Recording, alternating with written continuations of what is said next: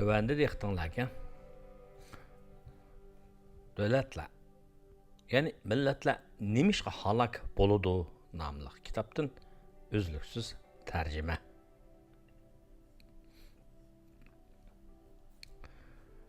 Dördüncü bab, 5. paragraf. Bay və kambag'allikni tushunish. 18. asrdagi Angliyada hammani o'z ichiga oladigan muassala asosidagi bozor egiligining borliqqa kelgani hamda iqtisodning sijil shaklda oshqini bo'libmi, bularning Angliyani dunyoning ko'p qismini mustamlika qilish qudratiga ega qilgani dunyoning hamma yerida silkinish paydo qildi. Gerçi Angliyaning iqtisodiy ishining ta'siri dunyo miqyosida ko'rilgani bilan uni borliqqa keltirgan iqtisodiy va siyosiy muassala avtomatik holda boshqa yerlarda iqtisodiy gullanishni borliqqa keltirmadi. Xuddi qora o'limning g'arbiy va sharqiy Yevropaga ko'rsatgan ta'siri va xuddi Atlantik sodisining Angliya va Ispaniyaga ko'rsatgan ta'siri bir-biriga o'xshamagandek, sanoat inqilobining samaralarining dunyoning boshqa yerlariga ko'rsatgan ta'sirmi o'xshash bo'lmadi. Bu xil ta'sirlarning qandoq bo'lishini belgiligini har qaysi joylarning o'zida mavjud bo'lgan muassasalar bo'lib, bu muassala haqiqatan bir-biridan farqli bo'lgani uchun shundoq bir hal qilg'uchi kesishma nuqtasi shakllanganda, u muassasalardagi kichik farqlar vaqtning o'tishi bilan zo'rayib ketishdi.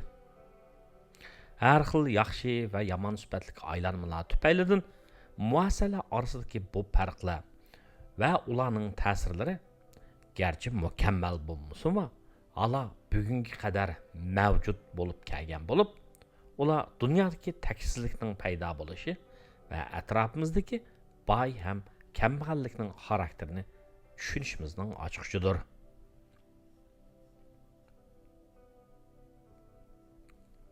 Dunyoning ba'zi yerlari garchi boshqacha yo'llar orqali bo'lsa-mu, Angliyaning muassasalariga yaqin muassasalarni taraqqiy qildirdi.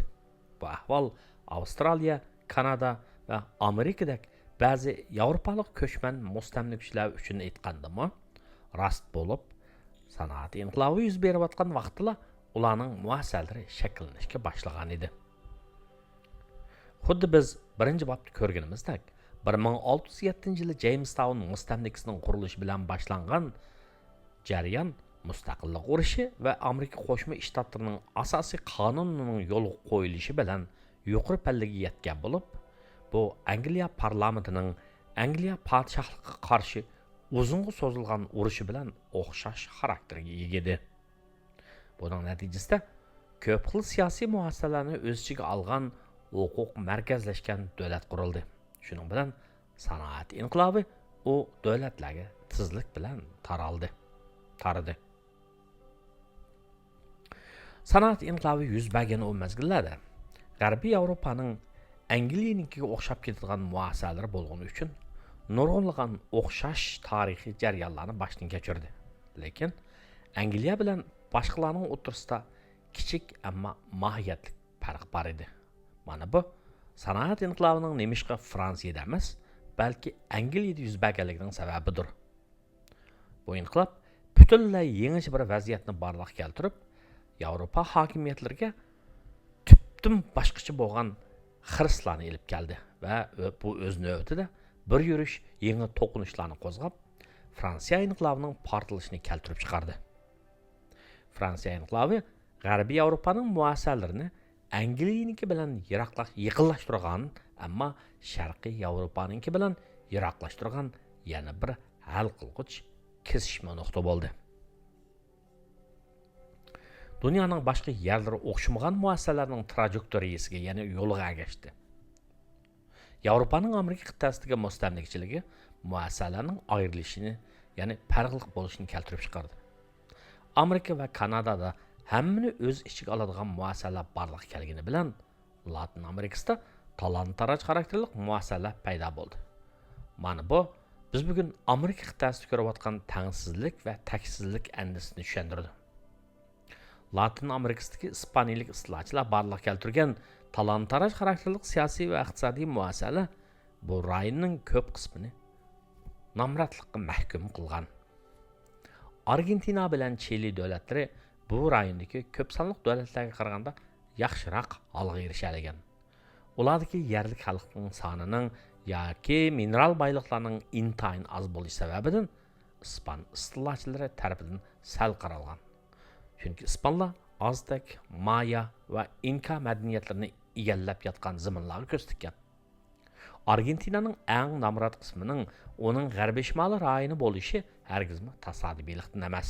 Chunki davlatning mush qismida Ispaniya mustamlikchilarining iqtisodi bilan birlashgan. U yerdagi izchil turda davomlashayotgan nomrodlik talon-taroj xarakterli muassasalardan qolgan miros bo'lib, bu Boliviya va Perudagi Potosi mita yaratgan muassasalarga o'xshaydi. Muayyan muassasalarga ega bo'lgan dunyoning ichida sanoat inqilobi yaratgan fursatlardan yetarli foyda ko'ra olmagani Afrika qit'asidir.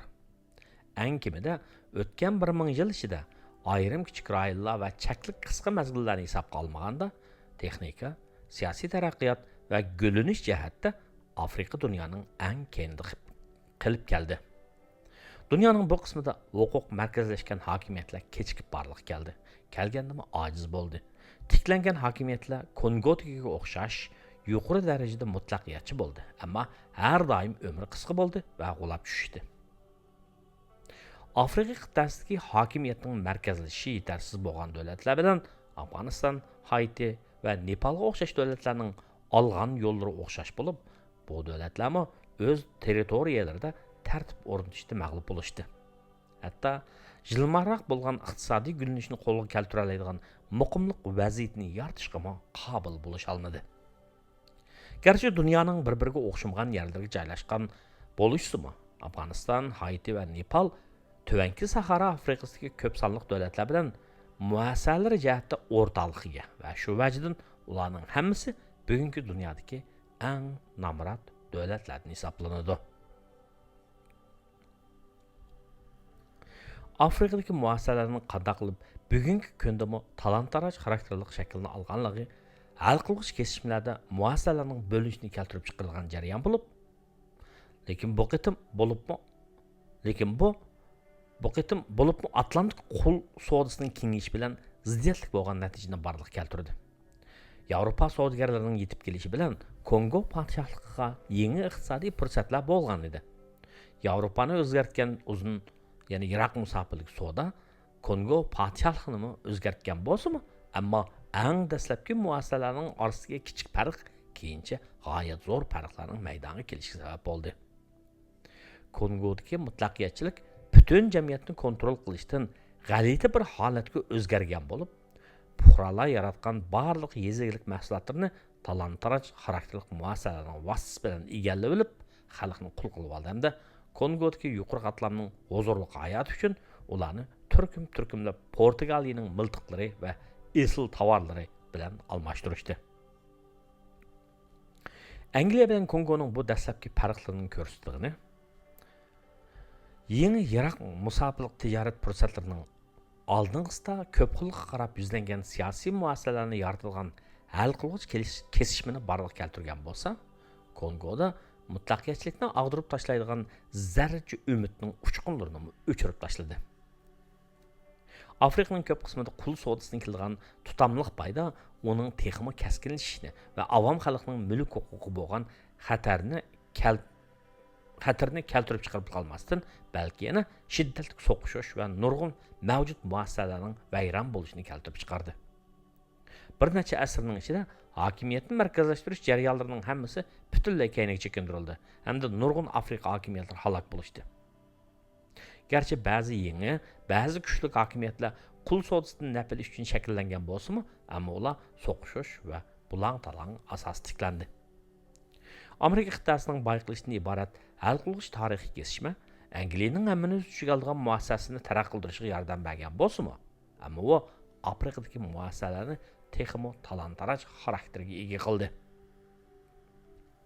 Gerçi qul sodisi 1807 yildan keyin oxirlashgan bo'lsa-mu, uning ergishib barliq kelgan Yevropa mustamlikchiligi Janubiy va G'arbiy Afrikaning qisman joylaridagi yumron iqtisodiy zamonaviylashtirichni keyinga chekindirib qolmasdan, balki yana yerliklarning muassasalarini isloh qilish mumkinchiligini butunlay yo'qotib tashladi. Bu deganlik Kongo, Madagaskar, Nambiya hamda Tanzaniyaning sirtidagi bulang-talang keng ko'lamlik buzg'unchilik va hatto qarquyi qatlam hukm surgan rayonlarda Afrika uchun o'zining muassasalarining yo'nalishini o'zgartirishga hech fursat bo'lmadi.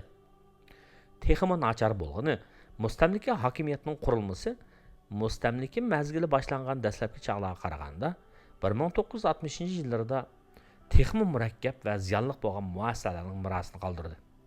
Afrikadagi nurg'un mustamlika rayonlaridagi siyosiy va iqtisodiy muassasalarning taraqqiyoti o'zlarining muassasalarini yaxshilaydigan hal qiluvchi kesishmalarni yaratishning o'rniga ularning mustaqilligi Yevropa mustamlikchilarining hukmronligidan qolgan talon-taroj xarakterli muassasalarni kuchaytirgan axloqsiz rahbarlarga yo'l ochib berdi. Bu qurilmalar yaratgan siyosiy rag'batlar o'z territoriyasiga nisbatan markazlik idora qilish qudrati bo'lmagan, ammo mutlaqiyatchilikka, ya'ni podshohning amriga shartsiz bo'ysunish xohish kuchli bo'lgan hokimiyatlarga yetarsiz mulk huquqi va xotirjamsizlikning tarixiy qalbini qayta paydo qilgan siyosiy vaziyatni borliqqa keltirdi. Sanoat inqilobi Afrikaga yetib kelmadi. Chunki bu qurug'liq uzunga so'zilgan yomon sifatli johillik hamda talon-taroj xarakterli siyosiy va iqtisodiy muassasalarning qayta terilishini boshdan kechirdi. Faqatla Botswana bu xil ahvoldan mustasno bo'ldi. Biz bu kitobning 404-betidan 414-betigacha bo'lgan yerlarda ko'rganimizdek, Botswana mustaqil bo'lgandan keyin uning tunji bosh ministr bo'lgan Secretary Kamaning bobasi 19-asrda yashagan podshoh Kama shu zamonlarda o'z qabilasining siyosiy va iqtisodiy muassasalarini zamonlashtirgan muassala islohotini boshlagan edi. Ajoyib o'zgarishlarga ega bo'lgani qisman ma'noda olganda podshoh Kama va boshqa qabila boshliqlarining mustamlikchi hukmdorlarga oqillik bilan taqobil turishi bo'lib, shu sababdan bularning islohotining natijalari mustamlika zamonasida pachaqlab tashlanmagan. Ularning mustamlikchilarning hukmronligidan qutulib mustaqil bo'lganida barliq kelgan hal qiluvchi kesishmada o'ynagan roli Botswananing iqtisodiy va siyosiy muvaffaqiyatining yo'lini soldi.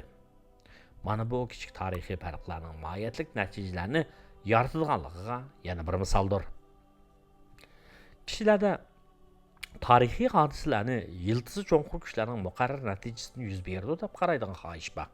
Biz iqtisodiy va siyosiy muassasalarning tarixning yomon va yaxshi xarakterli aylanmalarni paydo qilganligini ta'kidlash bilan birlikda ingliz muassasalarining taraqqiyot mazmunidan chiqib turib shartlik omillarning muhimligini ta'kidlaymiz.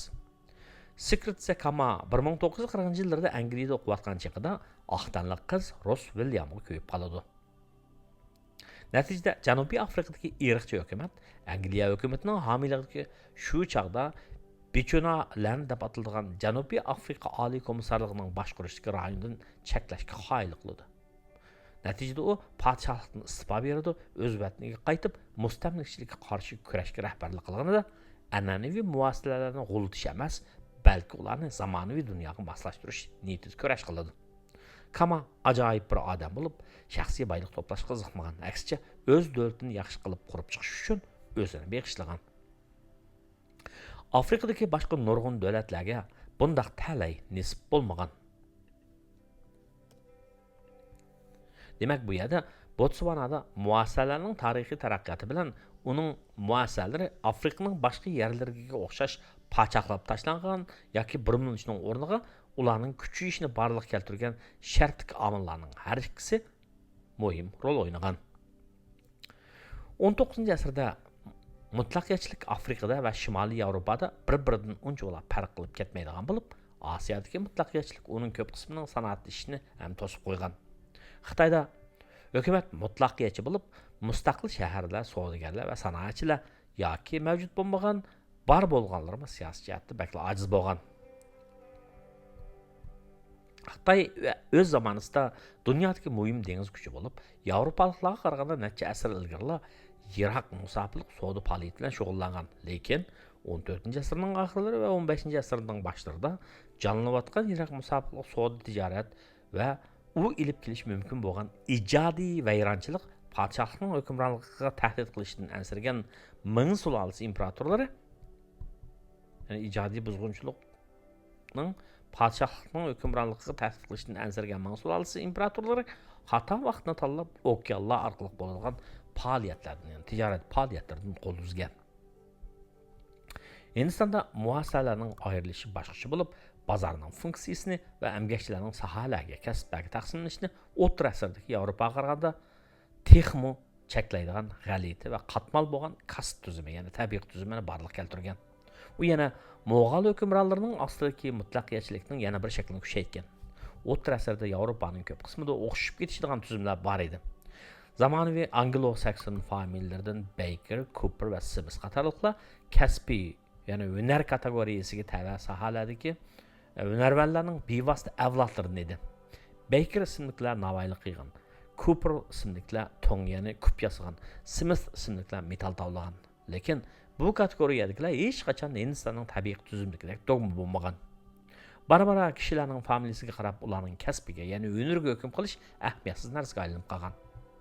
Gerçi Hindi savdogarlari Hind okeanini kesib o'tib tijorat bilan shug'ullangan hamda Hindistonda muhim to'qimchilik sanoati taraqqiy qilgan bo'lsa-mu, ammo tabiiy tuzumi va Mo'g'ul mutlaqiyatchiligi u mamlakatda hammani o'z ichiga oladigan muassasalarning taraqqiyotini to'sib qo'ygan.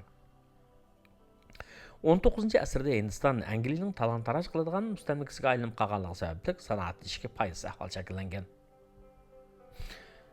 Aksincha, Xitoy hech qanday bir Yevropa kuchi tarafidan rasmiy shaklda mustamlika qilinmagan bo'lsa-mu, ammo 1839 yili boshlanib 1842 yilgacha davomlashgan va hamda 1856 yil bilan 1860 yillarda ilib berilgan Apyon urushlarida Angliya Xitoyni mag'lub qilgani uchun Xitoy bir yurish haqoratli tangsiz shartnomalarga qo'l qo'yib, Yevropaliklarning eksport mollarining Xitoy bozorlariga to'sqinsiz kirishiga yo'l qo'ygan.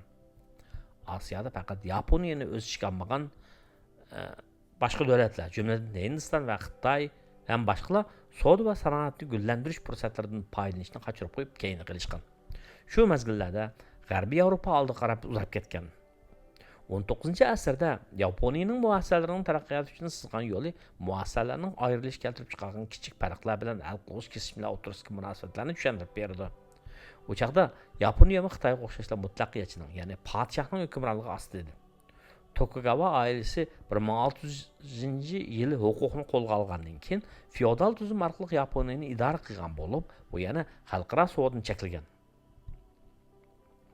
1853-yili komandir Matthew Perry boshchiligidagi Amerikaning 4 urush paraxodi Edo qo'ltiqqa kirib, xuddi Angliya Apyon urushi vaqtida Xitoydan bo'y egishni talab qilgandek, Yaponiyaning savdo jihati Amerikaga bo'y egishni talab qilgan.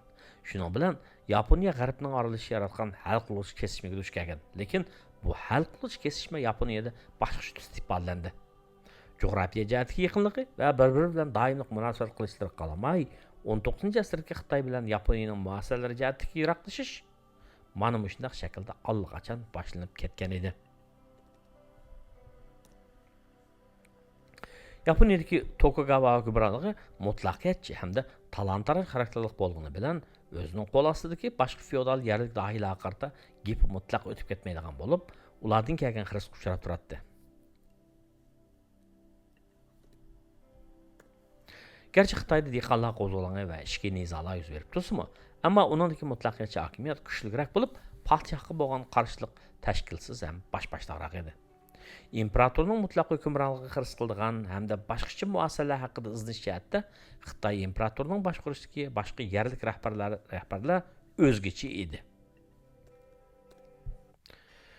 Muassasalar jihatdagi bu farq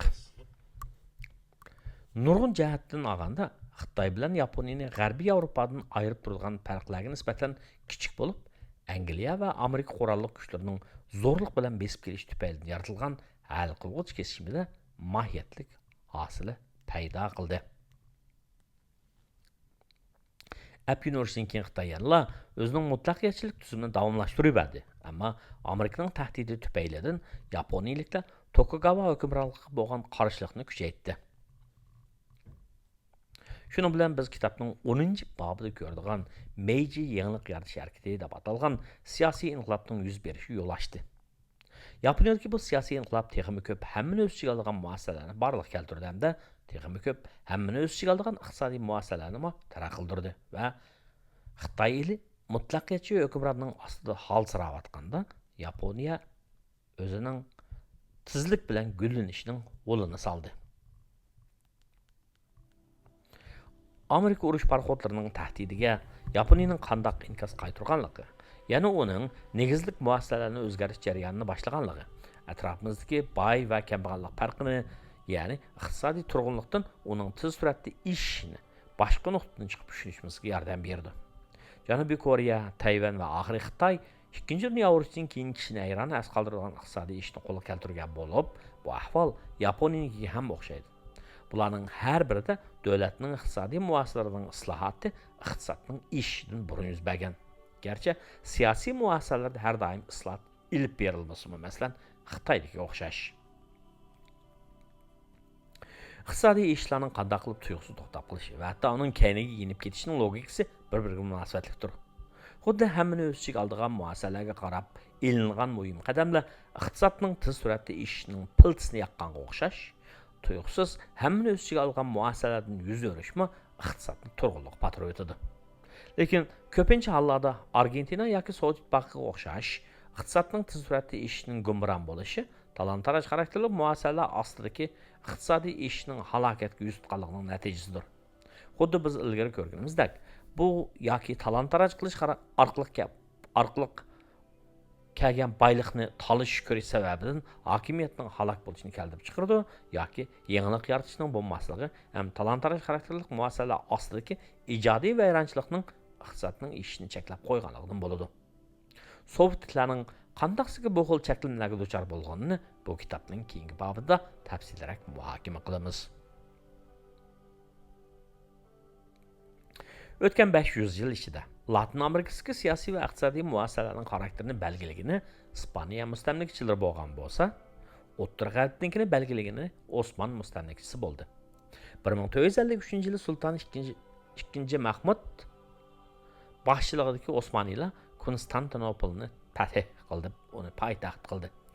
U asrning keyingi qismida Osmoniylar Balqonlarning ko'p qismini va Turkiyaning qolgan qismining ko'pinchisini qo'lga tushirdi.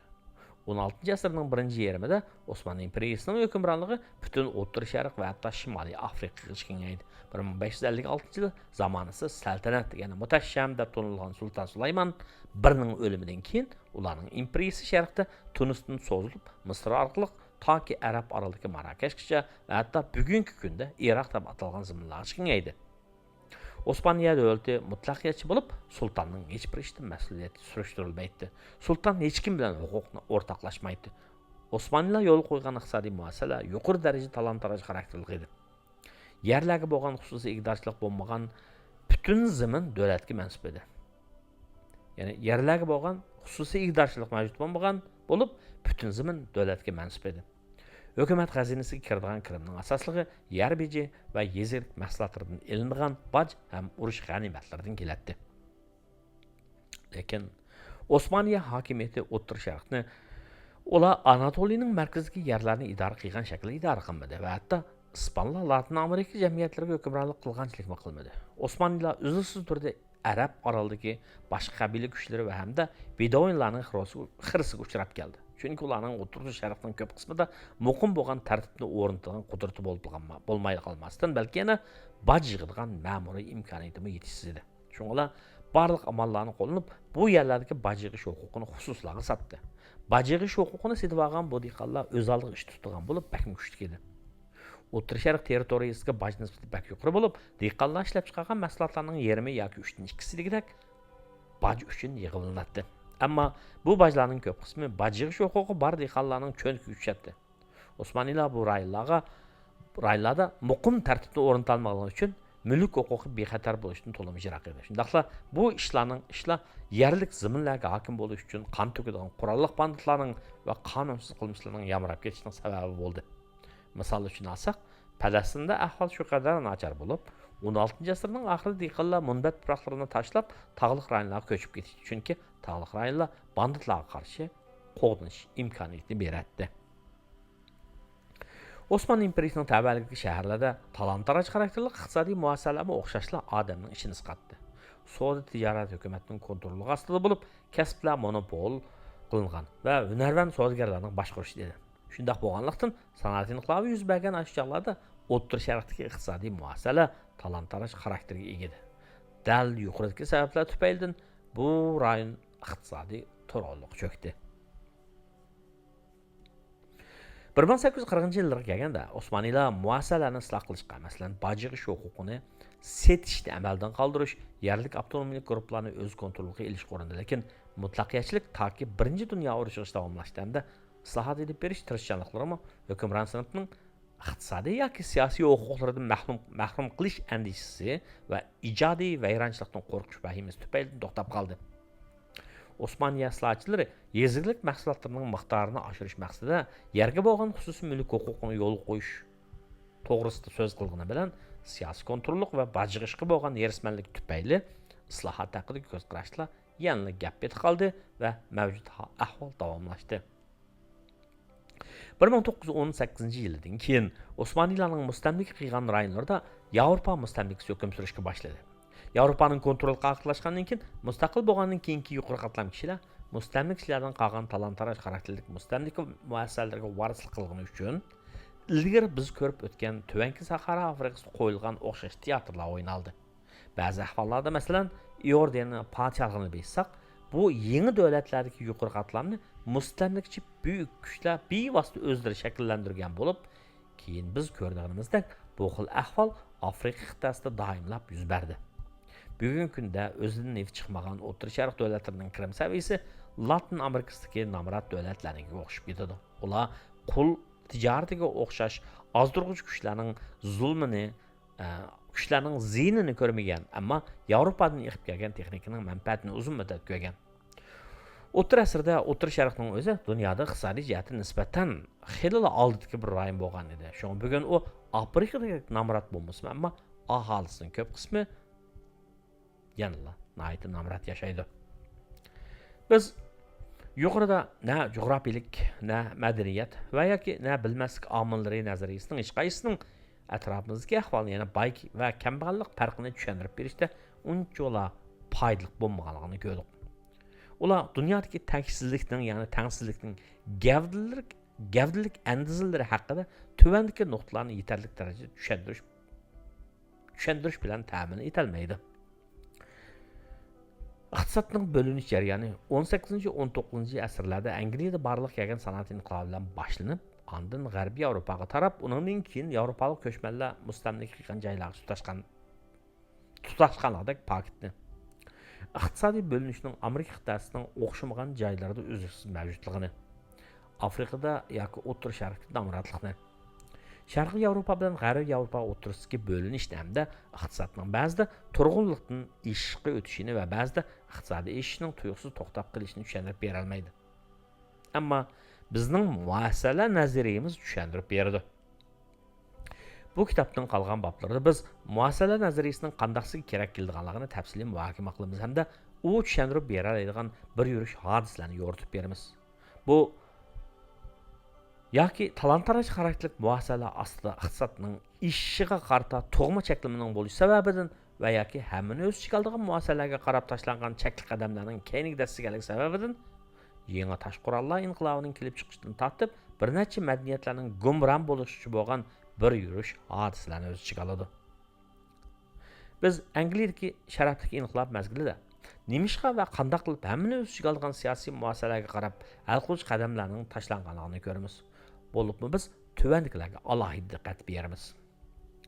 Atlantik savdosi yaratgan hal qilish kesishimi bilan ilgari aslida mavjud ingliz muassasalari o'rtasidagi o'zaro munosabatni qanday qilib hammani o'z ichiga olgan muassasalarning paydo bo'lganligini, bu muassasalarning qanday qilib davomlashganligi ham kuchayib sanoat inqilobining yo'lini solganligini, shundaqla qisman nuqtadan olganda yaxshi sifatli aylanmaning bo'lganligini va yana bir qisman nuqtadan aytganda shartli omillarning ishlarni o'ngga tortganligini, mutlaqiyatchilik hukm surgan hokimiyatlarning va talon-taroj xarakterli muassasalarning sanoat inqilobi ilib kelgan yangi texnikalarning tarqalishiga qarata jahillik bilan qandaq qarshi turganligini. Yevropalıqlarning qandaq qilib o'zlari bo'ysundirgan dunyoning nurg'un yerlaridagi iqtisodning ish mumkinchiligini ularning o'zlarining bo'g'ib tashlaganligini. Qandaq qilib yomon sifatli aylanma va dokalarning temir qonunining talon-taroj xarakterlik muassasalarning davomlashishiga foydali kuchli xohish paydo qilganligi va shundaqla sanoat inqilobi yetib bormagan yerlarning nisbatan nomrod qolganligini. Nemishqa sanoat inqilobi va boshqa yangi texnikalarning bugungi dunyoda eng tuvan darajada bo'lsa-mu, huquq, ya'ni hokimiyat markazlashmagan yerlarga tarqalmaganligi va tarqalish mumkinchiligining yo'qligini. Bizning muhokamallarimiz yana Fransiya va Yaponiyaga o'xshash muassasalarni hamma o'z ichiga oladigan yo'nalishga o'zgartirilgan rayonlar yoki Amerika Qo'shma Shtatlari va Avstraliyaga o'xshash talon-taroj xarakterli muassasalarning barpo qilinishining oldini to'saligan davlatlarning sanoat inqilobining yamrishiga va shu vajidan dunyoning boshqa yerlariga qaraganda oldiga ketganligini ko'rsatib berdi. Xuddi Angliyadagiga o'xshash bu jarayonlar ravon shaklda yuz bergani yo'q. Ammo hamma o'z ichiga oladigan muassasalarga kelgan xiristlarning ustidan g'olib kelish ba'zida yaxshi sifatli aylanmaning harakatidan bo'lsa, ba'zida tarixning shartlik yo'llarining ijobiy rol o'ynaganligidan bo'lgan. Eng oxirida biz qanday qilib bugungi kunda davlatlar va millatlarning halok bo'lishining ularning muassasalar tarixining cho'nqur ta'siri uchraydiganligi, qanchalik siyosiy maslahatlarning xato qiyoslar asosida berilganligi va hamda davlatlar va millatlarning qanday qilib xalqlik kesishimlar yaratgan fursatni ching tuta oladiganligi va muassasalardagi kavakni to'shtirib, ularni isloh qilib, yuksak gullanish safariga otlana oladiganligi haqida muhokama elib boramiz. Keyingi mazmun 5-bob.